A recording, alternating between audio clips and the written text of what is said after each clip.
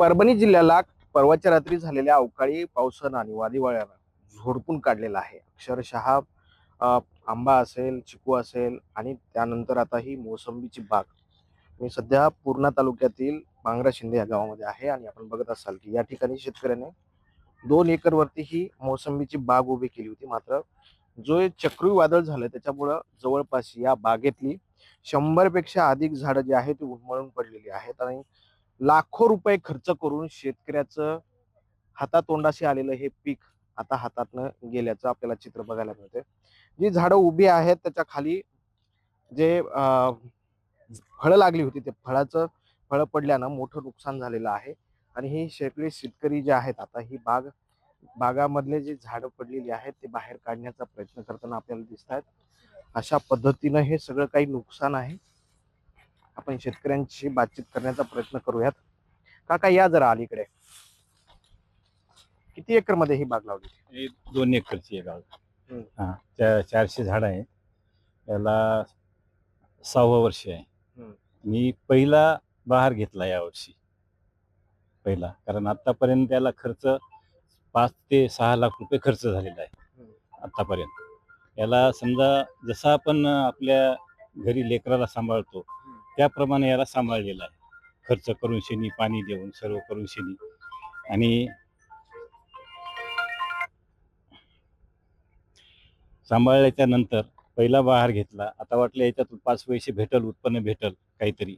तर हे सोमवारी संध्याकाळी 9, 9:30च्या नंतर 10 पर्यंत जो वादळी वारा झाला त्याच्यामध्ये अचानक हे झालं. सकाळी येऊन पाहतो तर पूर्ण नुकसान दिसलं. पूर्ण मी घरी जाऊन शेणी समजा स्तब्ध झालो घरी. काही दिवसभर काल जेवण सुद्धा केलं नाही, अशी परिस्थिती आहे.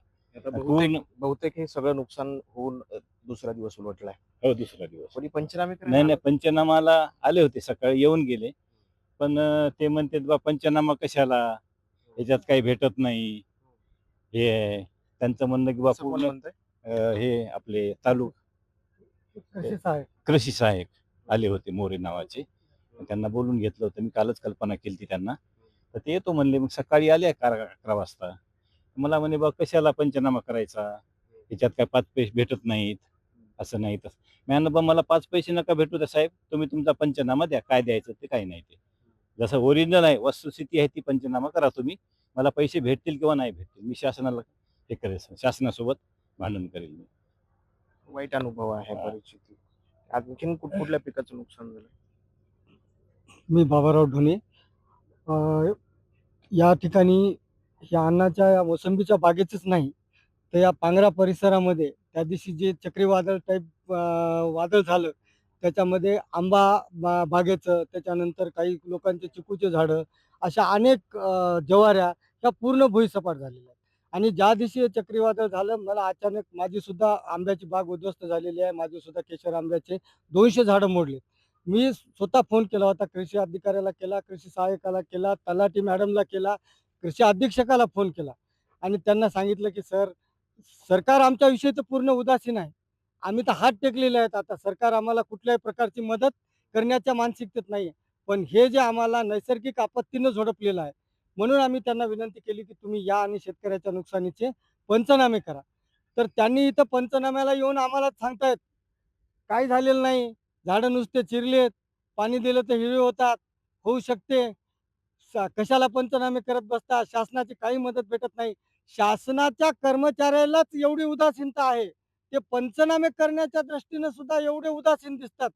तर शेतकऱ्याला हे काय न्याय देऊ शकतील याची मला खंत वाटते साहेब.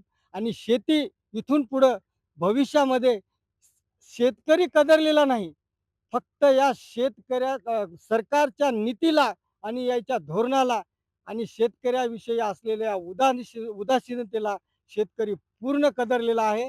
इथून पुढे भविष्यामध्ये आम्ही शेती करावी का नाही करावी हे आम्हाला प्रश्न निर्माण झाले. तर सरकारने शेतकऱ्यांच्या म्हणण्याला ऐकून घ्यायला पाहिजे. खरं तर अशा पद्धतीने अधिकारी बोलत असेल तर त्यांची कारवाई करायला पाहिजे. तुम्हाला काय? माझी सुद्धा 200 झाडं आहेत आंब्याचे केसर आणि अतिशय त्याचे फांटे चिरले आणि प्रत्येक झाडावरती 500-600 हजार फळ होती ती भुईसपाट झाली. इतर कुठल्या पिकाचं नुकसान झालं? इतर ज्वारी, गहू आणि चिकू असे नुकसान. गावामध्ये पण काही नुकसान झालंय वाटतं. गावात वैयक्तिक काही नुकसान झालेलं आहे. घरावरचे पत्रे घरावरले उडून- पत्र उडाले. घरावरचे पत्रे उडून गेलेले आहेत.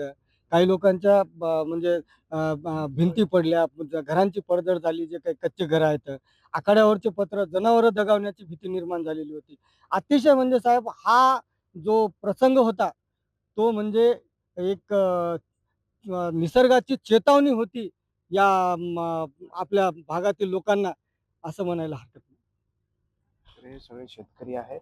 गावातलं नुकसान तर वेगळं आहे, मात्र ज्या ठिकाणी शेतीचं नुकसान झालंय त्या ठिकाणी पंचनामे करायला आलेल्या अधिकाऱ्यांनी शेतकऱ्यांना अशा पद्धतीनं उत्तर दिलीत की ते ऐकल्याच्या नंतर खरंच मन हेलावून जाणारी घटना आहे. एवढं काही सगळं हे नुकसान झालंय आणि अशा पद्धतीनं अधिकारी पंचनामे करण्यासाठी टाळाटाळ करताना या ठिकाणी दिसतात. त्यामुळे या अधिकाऱ्यांवरती देखील कारवाई व्हावी अशी मागणी शेतकऱ्यांकडून केली जाते. दुसरी गोष्ट, झालेल्या नुकसानीचे पंचनामे करून तात्काळ शेतकऱ्यांना मदत द्यावी अशी या शेतकऱ्यांची मागणी आहे. आता याकडे सरकार कशा पद्धतीनं लक्ष देतं आणि शेतकऱ्यांना झालेल्या नुकसानीचे पंचनामे करून मदत देतं का, हे पाहणं महत्वाचं ठरणार आहे.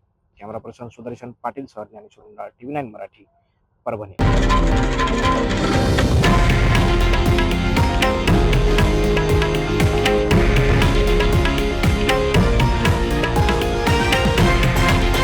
हे आहे देशातील नंबर 1 न्यूज नेटवर्क आणि आपण पाहत आहात TV9 मराठी, एकमेव.